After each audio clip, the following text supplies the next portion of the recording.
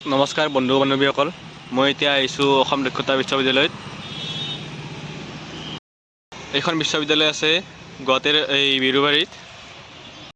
বলক এতিয়া ভিতৰত যাওঁ আৰু কি আছে আপোনালোকে দেখাই থাকিম মই এতিয়া।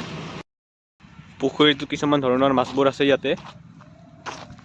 এইটো অসম দক্ষতা বিশ্ববিদ্যালয়ৰ এইটো পুখুৰীটো এইটো।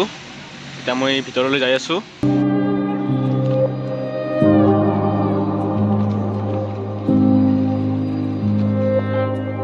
অসম দক্ষতা বিশ্ববিদ্যালয়।